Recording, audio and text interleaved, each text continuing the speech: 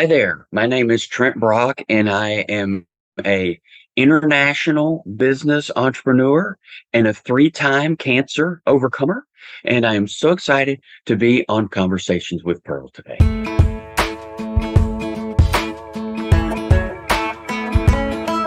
Hello, sunshine, good to see you again. Had to walk out to let you back in. Stuck in a storm of a relationship. Lost my fire. Oh, and I forgot about me for way too long. But it's rolled on. Now there ain't no shade around here. Once you leave the clouds, you're under. Ain't it funny how there ain't no rain or clear? Why'd it take so long to leave you in the rearview mirror? Now nobody gonna steal my sunshine or turn my blue sky gray. All I know is at the end of the day, wildflowers grow when there ain't no shade. Hey everybody, it's Pearl and welcome again to another Conversations with Pearl. And I am so excited to bring an amazing guest who's going to give you some great inspiration. And if you think you've had a rough day, I'm going to tell you that your day is going to get better, because for what his story is, if he can overcome what he's overcome, you can overcome anything. So my guest today is Trent Brock. He's originally from Louisiana, and he considers himself a little bit of a redneck Southern gentleman. He is also a world traveler and small business international entrepreneur, owning and operating a kettle corn manufacturing company in New Zealand for over 13 years. He was the first person to bring kettle corn, which is my favorite type of corn, by the way, to New Zealand over 13 years ago. Trent is also a three-time cancer overcomer. Hip cancer left him with the physical challenge of left leg 4 inches shorter than the other, lung and then pancreatic cancer, which is less than 5% chance to beat it. And he is on today. So I'm so excited to have you here, Trent. Welcome to the show. Thank you. It is a pleasure to be here, Pearl. It's awesome to see you. And so we're going to get to kettle corn in your story, but just tell us a little bit about your background and what was like three-time cancer overcomer. I mean, tell us a little bit. I want to talk about that and a little bit of your journey. So if you want to start there, let's go right ahead and start there. Yeah, sure. I'm originally from the South, and I stayed around there until I graduated from college, and then I moved over to Dallas, and I graduated with a software business IT background, a degree, and so I travel around the world. I travel around the States for about 4 or 5 years, then I travel around the world doing large IT systems. And kind of settled in New Zealand, of all places. I wanted to go down under. I'd been to Europe. I've lived in Europe, and I travel around Europe, and I kind of wanted to do the down under thing. So I was kind of over down there in Asia and doing that. And this opportunity came up to start this kettle corn business. I met a guy in the boxing gym. I've always been very active. And I just met these American guys that had come down to prepare for some fights. So they were there for a couple of months. And the manager was like, I got to know them, and I took some private training with them, and I trained with them while they were training for their fights. And it was just a cool experience for me, really. And so the manager just said, hey, look, on the side, I do kettle corn in my home state of Washington. Do you think it would work here? I just went out on the weekends. I looked around the markets. I looked at the supermarket, and, it was just one of those moments where you just know, I don't know how this is going to work, but I know it's going to work. And so, I wanted to transition out of IT, 10 years in that, pressure cooker kind of environment, really tough, really stressful. And so I wanted to do my own thing, and I just didn't know what it was. And I said, hey, let's give this a try. So we started going out to the markets, and it just built from there. And it's just turned into this gigantic thing of 2 factories, 4 popcorn lines, about 15 staff. We supply all of New Zealand, parts of Asia, parts of the Middle East. It's just crazy. So in the spring of 2019, I start limping around my factory, and I'm very active. I lead by example. I lead from the front. I do everything in a small business. That's what you kind of have to do, as you probably know, that you wear many hats. And so I'm starting limping around. I went to 3 different doctors. They're all giving me the same diagnosis. You've got a torn butt muscle. And it just kept getting worse. And it just kept getting worse. And over a couple months. And so I had to go into the hospital to have some blood work done. And the hematologist just like, hey, man, you're getting an x-ray today. We kind of bickered about it a little bit. And I just said, hey, whatever, I'll get an x-ray for you. So she calls, about a week later. And I'm at my factory, actually headed to lunch. And, it's that cliche about, the call that changed your life. And that's when my life really took another direction. And she said, hey, look, you've got a large void in your hip. It appears to be cancer, and you have a 1/4 inch of a bone holding it on. Every step that you take, you are in danger of breaking your hip. If you do that, the leg's coming off. You need to get to the emergency room right now. So straight to the hospital, and it's public health care. So it's a good and a bad thing, but it's slow. It's a government entity, and we know from any experience that we have that all government things run on a pace much slower than we expect, and that includes healthcare. So I was in and out of the hospital over 6 months. They wanted me to stay in, and I'm like, I've got to run a business, and I can't sit around. I don't lay around, and so, I was back in and I'm back out. The pain would bring me in, and then I couldn't handle it, and I'm in and out, in and out. So eventually, about the third time through, so the plan was, we're going to take out the hip. We're going to do an implant. Okay. Well, about the third time so I would get ready to go to surgery, and we would do some x-rays and stuff. And they're like, oh, well, the cancer's progressed. This won't fit. So then we start over. Third time through, they just said, look, hey, man, it's just too far gone, and we're cutting your leg off. And by that time, I kind of gotten a little smarter, because a lot of times, when it's intense like this, you go into these appointments, right? And they are major decision, crossroads.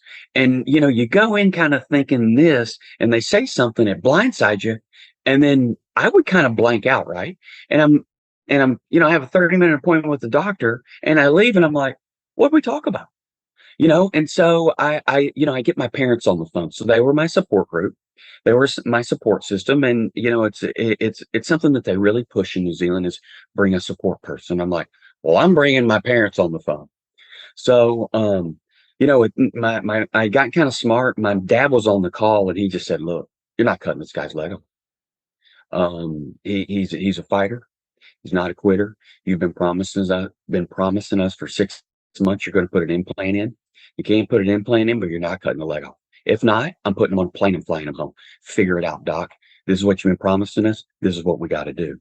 So, he went away, and he came back several days later, and he said, look, I'll leave the leg, but no promises, right? I'm not going to promise how it's going to function. Feeling, I can't tell you what it's going to do. It's probably going to be more like a stump than anything else. But hey, basically, we're going to cut it off. We'll sew it back on and leave it. Okay. And so at least they left the leg there for me. And I was in and out of the hospital. I was in the hospital about 4 months with that. I got an infection in the hospital, and that I had several surgeries, just couldn't get rid of it. Took the IV antibiotics, did everything we could do. It never cleared up. And finally, they let me out of the hospital. And I was working the whole time. I was working from my hospital bed. Those things at that time in the business that no one could do. And it's like, were you going to shut? Are you going to shut the doors, or you're going to keep going? And if you've been in the hospital, you spend a lot of time just waiting. And so when I was waiting, I was working, and it was good for me that I was able to have my mind on another focus instead of just sitting there and just obsessing over my situation. Yeah. So I get out, folks go home, and COVID hits. Oh, my next scan, I come up with pancreas and lung cancer at the same time. Okay. Wow. And COVID hits. And so in the middle of that, we were on lockdown. And so, they locked us down like caged animals in New Zealand. And so, I had a pancreas surgery that ended up being a misdiagnosis. They cut out half of my pancreas and spleen and basically, tried to spin it on me when we talked about, the post-op, kind of appointment deal. They just said, congratulations, you don't have cancer. And, I just said, well, what was it? And basically they just kind of arrogantly said it was a blood clot. And, you can't do anything, right? What are you going to do? It's public health care. I mean, you can't sue people. The thing is, the problem with a lot of the public thing is there's no motivation, okay, to do anything. And then the consequences are nothing. So, people have to be held to a standard or they just don't care. And, I got into one of those situations. So, my health is obviously compromised for the remainder of my time on earth. And, but we got through that, and I just tried to focus on the positive. You don't have cancer, you're still here. Right. And, so then it was the lung thing. And so several months later, I went in, I had the lung surgery. Well, the orthopedic that had done my leg surgery was like, I had been kind of avoiding them for a year. They wanted to do something again. I was like, you guys have had all your chances. I'm not doing another surgery with you. Right. I'm eventually going to go back to the States. So he got me after I'd come in for the lung surgery, and I just wasn't thinking straight. I had nobody around, and he just said, look, we're going to go in. And I do use some props and things. Gosh. Well, anyways, I can't seem to, I don't know where I've dropped my folder. So anyways, it's ridiculous. They had tied a wire to my hip, and he's like, this is what's causing the infection. So they went in and they took it out. Well, when they went in and took it out, they had a junior surgeon do it. It caused me a hernia, which means my bowel was hanging over my hip. Golly, man, I'd really like to be able to. Let me just give me a second here, bro. Okay. For this picture. I don't know where I put the dang thing. Well, anyways. Oh, yeah. This, I mean, I'm on a lot of meds right now. Yeah. And I know I am not totally on my game. But anyways, I think this kind of helps people if they're looking visually. So if you can see that, okay, that's the wire that they put in. Wow. Okay. So they put that in. I thought that was a good idea. It helped my leg because it put me in a shoe that was like this. So, like I wear Crocs because I couldn't touch my feet for years. And so a regular shoe turned into that. Wow. Okay. So I had a little rise. Okay. No big deal. Well, they took the wire out, and then so there's nothing to hold it. So it turned in from that into this. Oh my God. Just so you can see, there is no pelvis. Right. And my bone just continued to migrate upwards. So, I recently had a surgery in the States, which is a miracle. It turned into from that shoe into that shoe. Oh my gosh. That's like So 4 or 5 inches higher. Yeah, like over 4 inches, Right. And I mean, that's like, it's like walking on a skyscraper all the time. But hey, I'm still on my feet, right? I'm not in a wheelchair. Right. Because, you just, it's like I couldn't, I couldn't get to the, and so anyways, I had that surgery, and this is what it caused, this hernia. Oh my Okay. goodness. Now it's a miracle that the skin even grew over. I've had a lot of doctors just go like, how did that even heal up? And I'm like, well, I don't know. The It body's just an healed amazing up. thing. I mean, it took 5 or 6 months, but it did. And so yeah, they had gone in and they did the surgery, and it caused bladder issues, caused all sorts of stuff. And so a 2-week deal turned into 2.5 months. And basically the heart surgeon, no bedside manner, one day he came in and he said, hey, look, tomorrow, we're discharging you. And I'm like, well, I've got an IV thing in my arm. Well, like I do right now. I've got an IV thing in my arm. I got an open wound on my back. I got an open wound on my leg from the surgeries. And And I got a vacuum thing on my leg where I'm having to carry this machine around. I'm on crutches. I can barely get back and forth between the bathroom. And he's like, somebody needs this bed more than you do. You're out of here tomorrow. Oh my gosh. I'm like, okay. So that's what happened. Well, they didn't send me home with any medication. Okay. And and what happened was they used methadone, which, most people who know methadone is a treatment for people that have an opiate or a heroin addiction. Right. Well, it's a great pain reliever, but it is very addictive and it takes a long time to get off of it. I was on it with my first leg surgery, the year or so before, had no issues. Okay. Well, they didn't send me home with any. About 3 days, I started having like crackhead withdrawal symptoms. And I'm like literally in my office at my factory in my underwear, right? In my underwear in my office with the door closed, typing, sweating. Wow. And it hit me and I'm like, I'm having withdrawal. Right. So, it's this rigmarole. Like the hospital had released me. And in New Zealand, when they send you home from the hospital, okay, they basically won't give you anything but Tylenol. Okay. Oh wow. They are super, super over the top concerned about you getting hooked on anything and all sorts of stuff. So, yeah, they didn't send me home with any methadone. And so I had to do this rigmarole, like talking to the hospital and talking to the GP because I wasn't under the hospital's care and they weren't going to take me back. Right. Because they had just kicked me out. And so I went through this process of like trying to get to the pharmacy, trying to get these prescriptions filled, and they would give me enough to like get me through like a couple of days, right? And I'm talking like a dropper thing. Okay. Right. I went through that for a couple of weeks. And the way they were treating me at the pharmacy and the stuff, I just got angry and I got frustrated. And I said, you know what? I'm gonna do this the hard way. It took me about 6 weeks, and I'm telling you, of all the stuff I've dealt with, and obviously I've dealt with a lot of health stuff, right?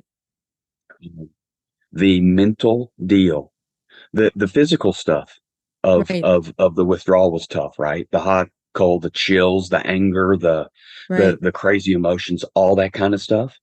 But the suicidal thing, I Mhm. almost went over the edge. Wow. And but I got through it. That took me probably 6, 8 weeks to kind of get through that. So I'm telling you, if anybody's watching this deal and they have overcome any sort of an addiction, man, I'm telling you, you are a winner. Yeah. You are tough. You are something, because that was the hardest thing for me of all the stuff. Okay. So, Wow. right. Okay. So, we get through that, right? And then I have another scan. No, this time you really have pancreas cancer, Trent. You really do. And so I say, guys, well, you wouldn't let me do a biopsy last time. This time you got to do a biopsy, because if you cut out the rest of my pancreas, I'm a diabetic, that causes other health issues, blah, blah, blah. My grandmother went out that way. I don't want to go out that way. And so, they, so I finally, it's like anytime you go, it takes a month, couple months, anytime. Well, okay. So when they found the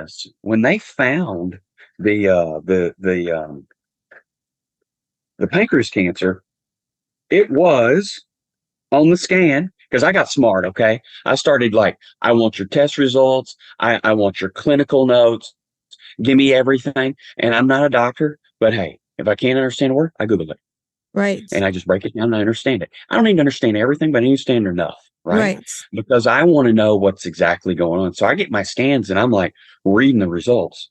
Okay, when it starts out, that is how big it was. Okay. After about 4 months, it was this big. Wow. While they're trying to tell me we're going to do a biopsy, we're not going to do biopsy, we're going to do biopsy. Okay. So basically from like a little bit more than a quarter thick to From a the tennis yeah, ball. that's 2 nickels on its side, which is like not even a Right. quarter inch. Right. Okay, to a tennis ball. Right. Okay. Obviously, this starts affecting, my diet. I can't eat. My stomach's hurting all the Right. time. And so I go in, I'm like, you know what? This is getting serious. I mean, like, so I went to a private radiologist guy, and he said, look, hey, your last scan, it says that this is growing into your stomach. We won't do anything for you. I'm like, what about the radiation we've been talking about and I've been asking for since we started this whole journey, 5 months ago, and he just said, won't risk it. He said, we could burn a hole through you. And he said, you could die on the operating table. And I'm not doing that. I said, well, okay, well, I don't want surgery. Well, what about surgery? And he said, well, I won't recommend surgery either because, again, we're going to have to cut through your stomach. It's an organ that a lot of times, we couldn't get it to stop bleeding.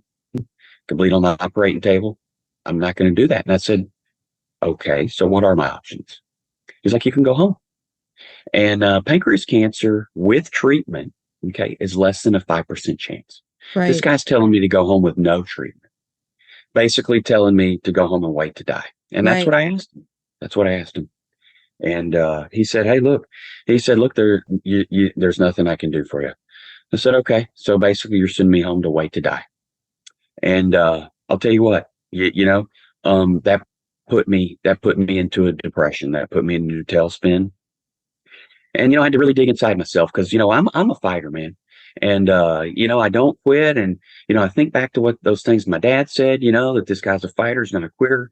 And, I just, I was doing the best I could with what I could, and, with my diet and, trying my exercise and, my spiritual side and, whatever. And, I started hanging around the house and not doing anything. Mm-hmm. And, I just kind of started waiting. And that destroyed me mentally. And I was on the phone with my folks after an appointment, with the public pancreas doctor. And you know what? The hopelessness and the helplessness and, what I could hear in their voice that their son is going to die. And then you're across the country, right? You're across the world. Halfway across the world. We can't even get in the country, right? Right. It's locked down. And I couldn't, I was like, well, I can't get insurance in the States. I haven't even lived in the States in 15 years. Right. I don't have insurance. I've got insurance in this country. I guess they'll just send me home in a box. Mm. And, and so I sat around for a couple of weeks and, I was on this conversation with my folks and I just thought, you know what? I'm not giving up. I'm just going to keep trying until my last breath. Right. And so I made a decision at that point. That's when things changed. I was back and forth. I was like, what am I going to do this? Am I not going to do this? It's indecision thing. And when you're in the middle of indecision, it's the worst. Right. I would rather make a bad decision and live with it. Right. Right. Than no decision. But I made a decision and I started changing things. Right. I started changing. I did the best I could with my diet. I couldn't eat. I started trying to do yoga. Okay. I couldn't even bend over. I couldn't touch my toes. Okay. Right. But I started doing like 5 minutes of yoga a day.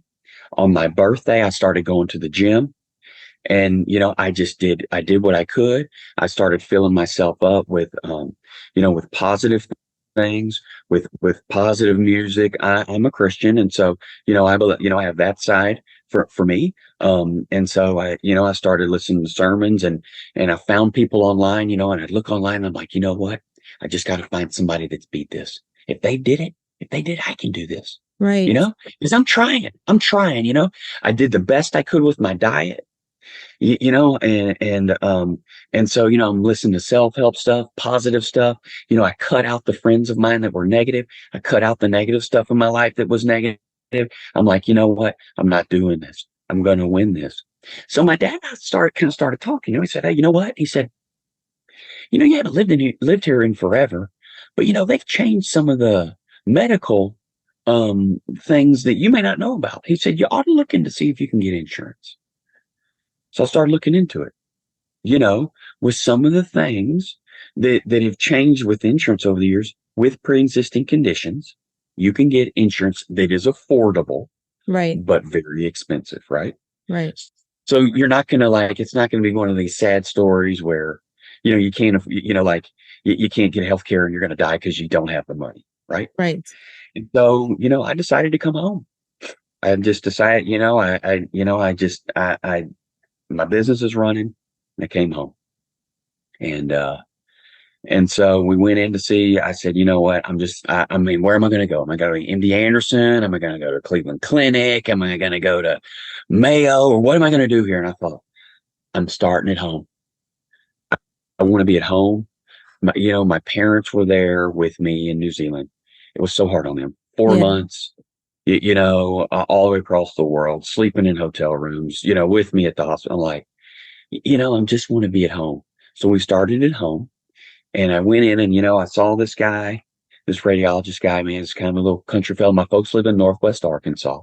And he just said, look, he said, by this time, okay, I'm going to show you by this time, this is how big Wow. the, It's like a baseball. Wow. that's a softball. Right. Okay? So he said, look, he said, man, if we don't zap this thing soon, it's going to get you. And I said, well, what about all these things that what about all these things that they're worried about in New Zealand? He said, hey, we got pretty good machinery here. And I think we can do this. And I said, okay, well, I'm going to put my trust in you. And we zapped it. I had to wait about 3 months for the scans to come in for the results. No, that was hard. Right. Waiting. Right. And so we beat it. And then I had a chronic infection in my hip that I had from New Zealand. I got a hold of some good doctors here. We put some antibiotics that weren't on it. I had to take, like a super long course of IV antibiotics. We got that. And the reason I wanted to do that is because I want to fix this leg. Okay. And so I found a doctor at Mayo after many, many appointments and much research. And we put in the largest, most complex hip implant ever done, ever in the world. Oh my God. And I got about 3.5 inches back. So that was back in July.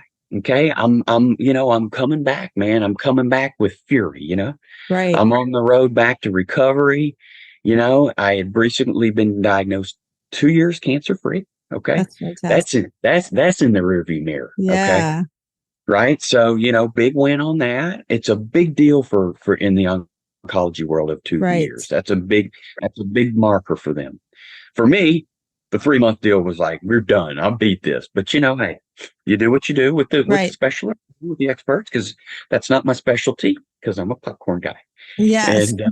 And so I started having some fever and chills and things over the last couple months, and it took us a couple months to figure it out. Had an appointment at Mayo about 3 weeks ago, and they discovered that I had an infection in there. And it's just kind of one of those things. Had an 18 hours of surgery over 2 days. It's unfortunate. It's a chance that it would happen. It happened.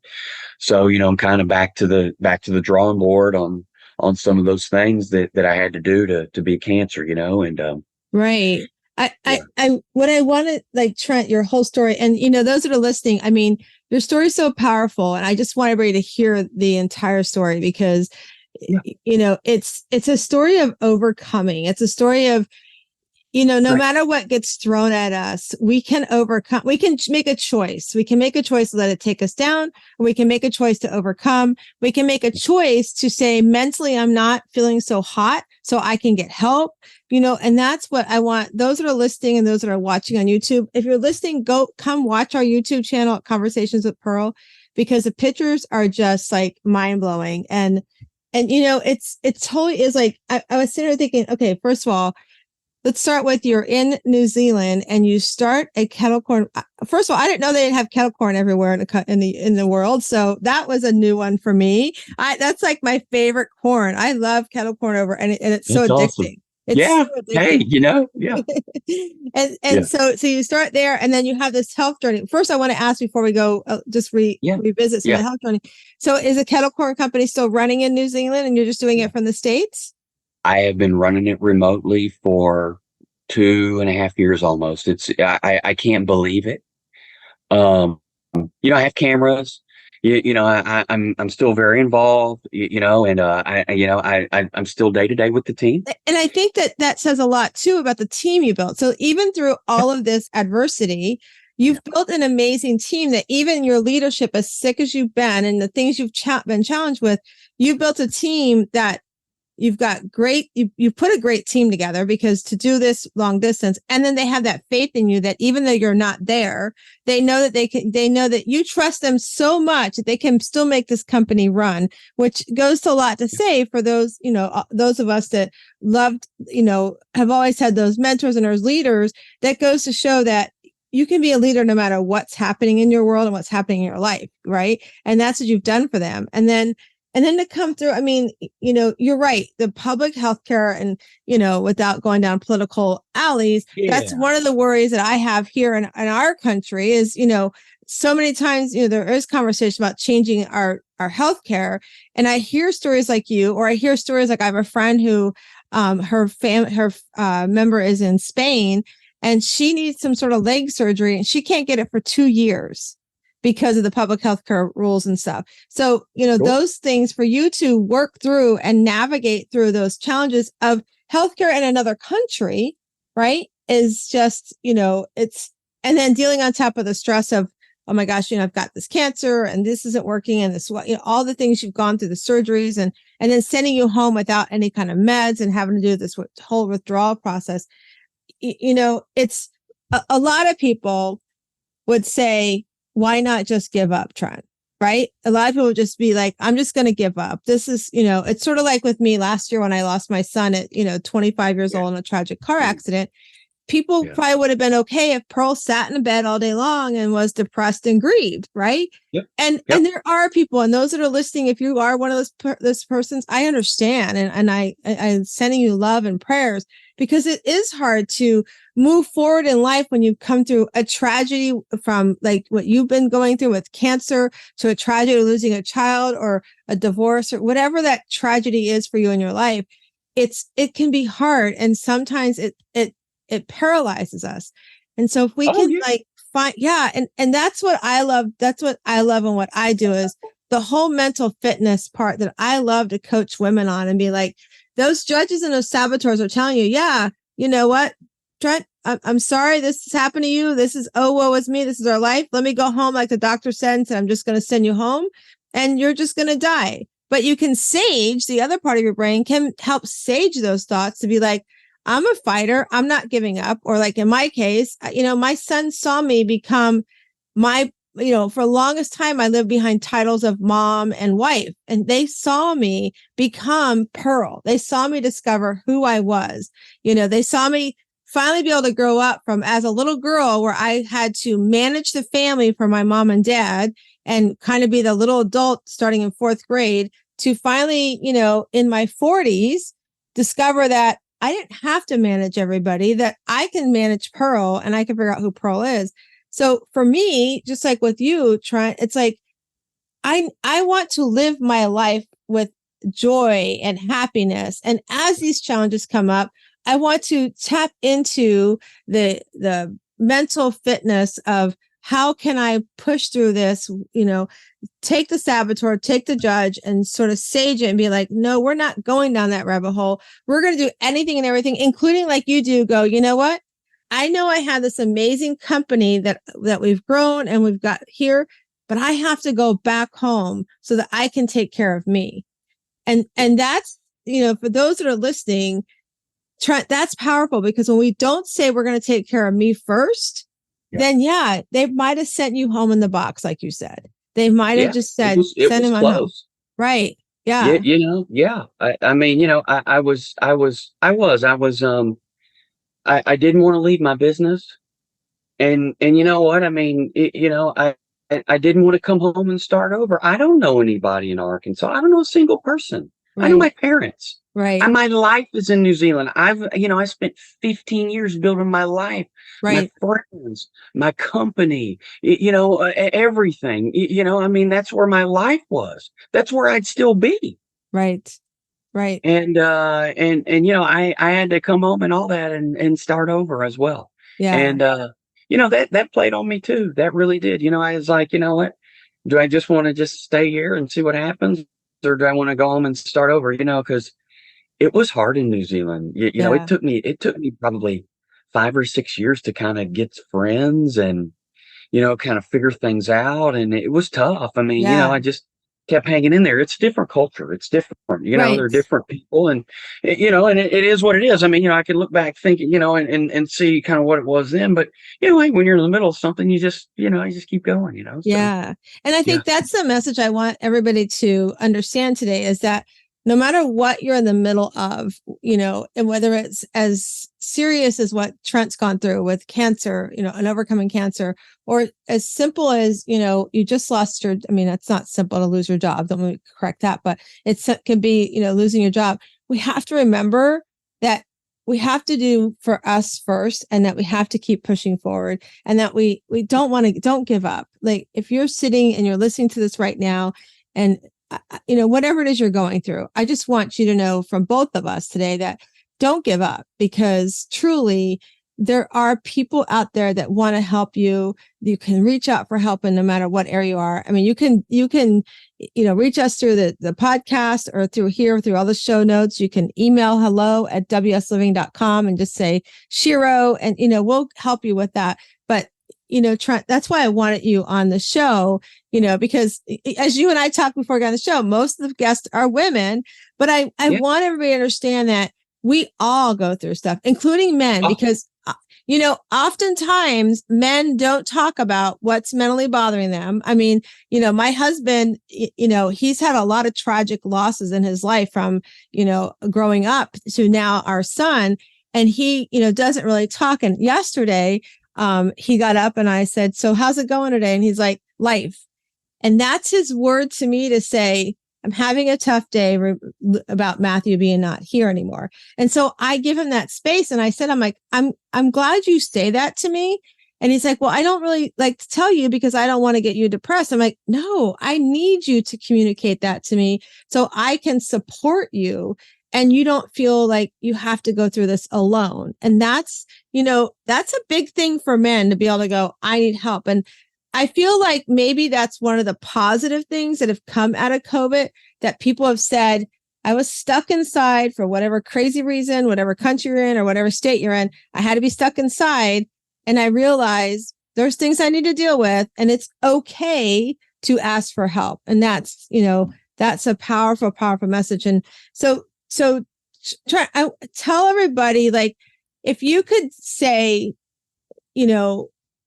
out of all of this, what's the takeaway? So I'm going to ask you this. So I often ask this question: if tomorrow you were no longer with us for whatever reason, God decided that it was time for you to come home, or whoever you're listening to, whoever you believe in who's listening, but if tomorrow we are at your eulogy and all your family and friends could say about what they saw you do for yourself, and based on what you've gone through and, your story and your journey of overcoming the cancer and, the challenges you've had with dealing with that healthcare, what would you hope some of the things people would say about you? oh gosh, that's an interesting question, and I would, I thought what I'm going to have on my tombstone, because they gave me a year and it was quite sure. And I just thought, he never quit. He never quit, you know, and, he never gave up. He fought to his last breath. And, I think that, I've kind of, my focus has shifted a little bit. And, it's, well, not a little bit, quite a bit, I'd say, because I was, I was into, being whatever this successful means, right? There's a lot of pressure, I think, to be successful and to make money and to do all this, and so I was working, in this business, and whatever I'm doing, to try to find whatever that means. Really, for me, it's about helping people along your journey. I've found that when I'm even like this, even in this thing, that when I am thinking about others and helping others, it's helping me actually. It's just one of those things where it's kind of like you're being a servant leader, if you will. And I find a lot of my comfort in knowing that you know, I'm helping others. And I feel like that's kind of my focus now is that, he took people with him on his journey and it made them a better person. I You love know, that. yep. Yeah. If like that would be the ultimate, like, it just feels like when I was around him, I felt like a better person. And yeah, I think that would, short and sweet. I think that would be enough for me. Yeah, and I see that for you. So those that are driving and listening, you've got such a great outlook on everything, Trent, and then your smile, and it shows what you say. And to say that, like, people, I could see people saying that exactly what you said, and that you helped them along. You actually helped your parents along your journey too. I feel like you helped comfort them in some way, and that you never quit. And that's the message. If we were to summarize this, podcast today and this YouTube video, is like, never quit. Like, no matter what life throws at you, you can still become a Shiro. And I love to say Shiro even for men, because it's not about being a female hero for me. It's really about becoming stronger, becoming happier, becoming empowered, becoming radiant, becoming that original self you're supposed to be. And you as a guy can be exactly that, because I see you as an example of what a Shiro is. I see you as somebody who is stronger. I see you as somebody who is happier. Even though you're dealing with all these challenges, you're still finding happiness. I see you're empowered to I'm share your, trying. yeah, you're empowered to It's share your, hard. it's hard, right? It's Yeah. hard, but you I'm, choose. I'm not, yeah. Hey, like, we come here and we talk about these things, but man, I'm having some tough times. Yeah, It's not easy for me right now, right. but, God, I'm gonna, they're there. We're not going to focus on that.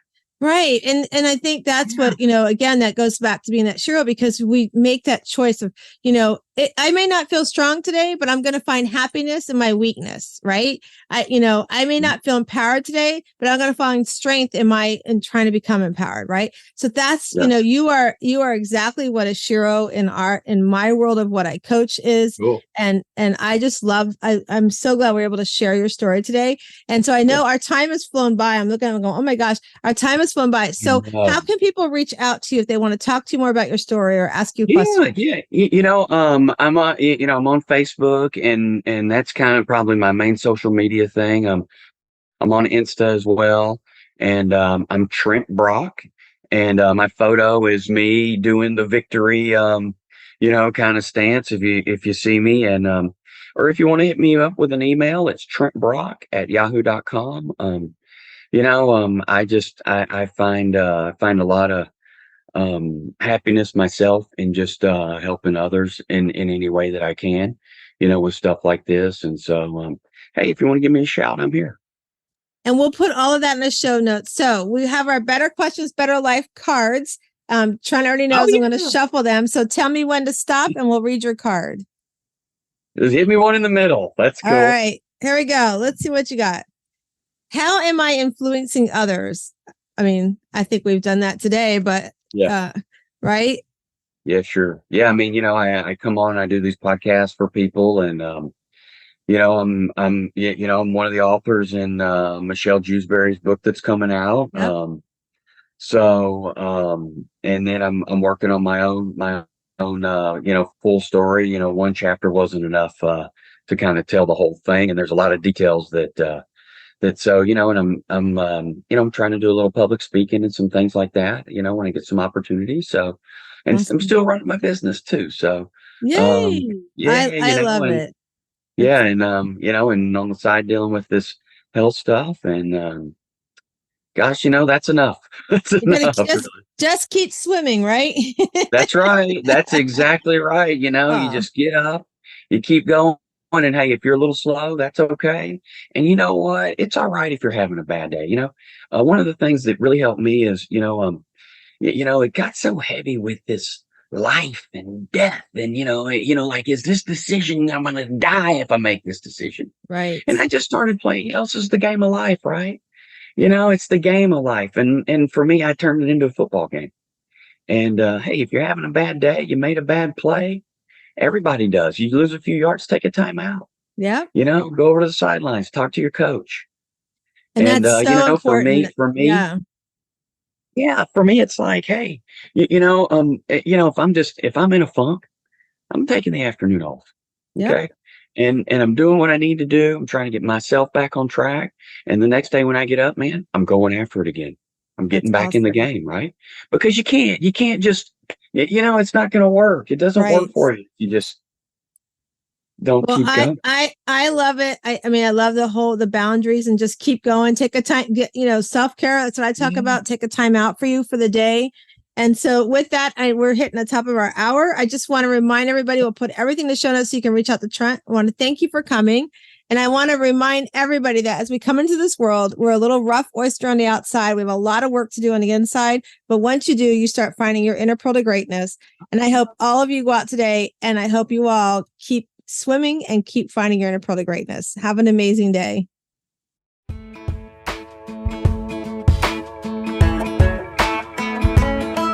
Hello, sunshine.